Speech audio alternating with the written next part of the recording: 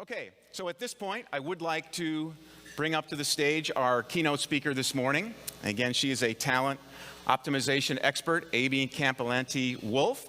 She is a Senior Vice President and Chief Human Resource Officer at Symantec, and she specializes in organizational design and development leadership, which for simple guys like me, that means help businesses thrive during deep transformation.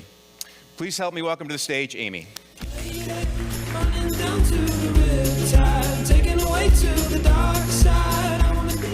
Well, good morning, early risers. I flew in from California last night, and so it's early for me, but it was even earlier for you, and I got up this morning and saw you all down here having breakfast. So thanks for making the time today. I know this is a really critical juncture for you all and why you all are talking about talent management, and I want to try and demystify it for you, because there's some really basic ways to think about talent management, much like you guys think about your jobs every day and how you run your businesses. As you run your business, you think about who's my customer? What's my value proposition? What's the solution that I'm providing that differentiates me against the competition? How do I retain my customers? How do I upsell my customers? How do I keep them engaged and coming back for more? That same relationship you have with your customers, you want to have with your employees.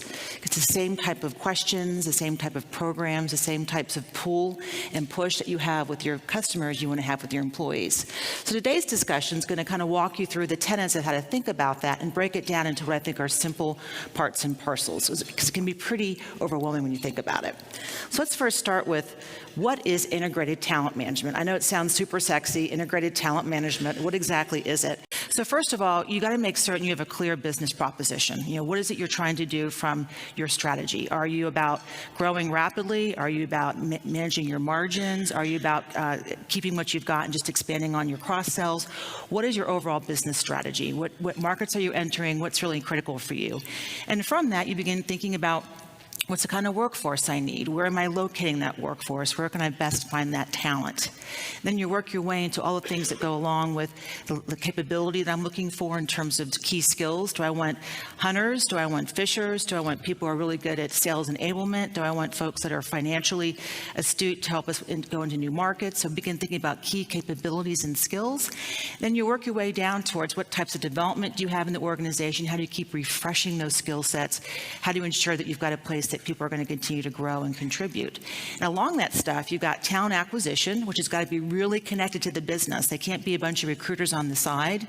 They have to be deeply ingrained in what's happening in the business.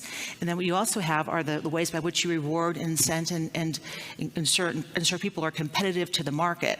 So all that kind of goes together around a whole talent management system.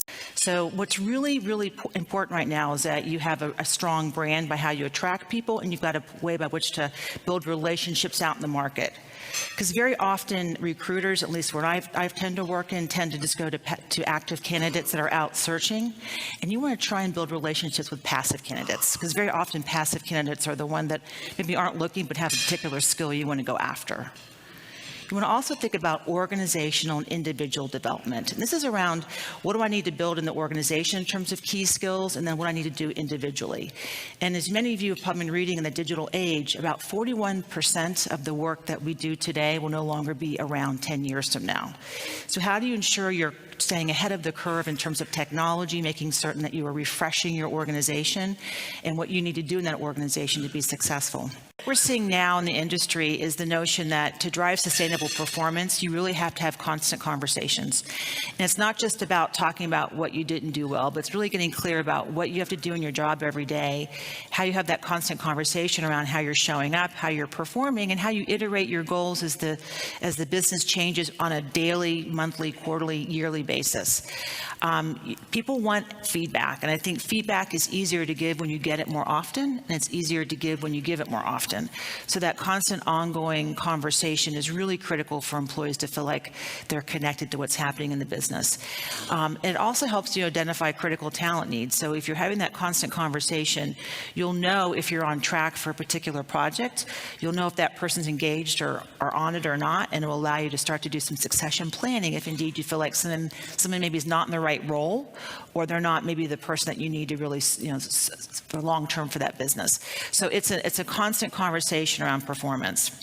How do you keep people interested as you build that future pipeline?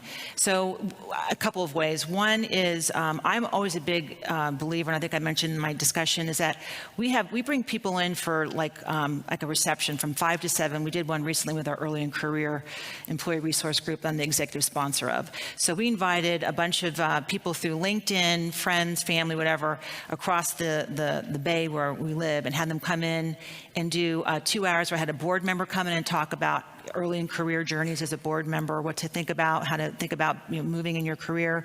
We had breakout sessions on everything from financial wellness to health and mindfulness to how to navigate your career, how to market yourself. And it was, cost us like maybe $1,000, $2,000 for tchotchkes and some Chipotle, because everyone loves Chipotle. And they had 2 hours to really learn, get immersed, and meet people. And I had recruiters around. And the recruiters happened to sit at some of the tables and talk about Symantec a bit and provide business cards. So what we do is we try and create those kind of lunch and learns or evening events or whatever that are more around learn about a particular skill set, but oh, by the way, come learn about our company, come on our campus, find that we're really interesting people. So I think about it that way, is how do you create those types of coffee dates, learning symposiums, bringing people together, talk about a particular, like bring an outside speaker and investing in the chance to have people learn about a particular skill set. That's how you create that ongoing relationship.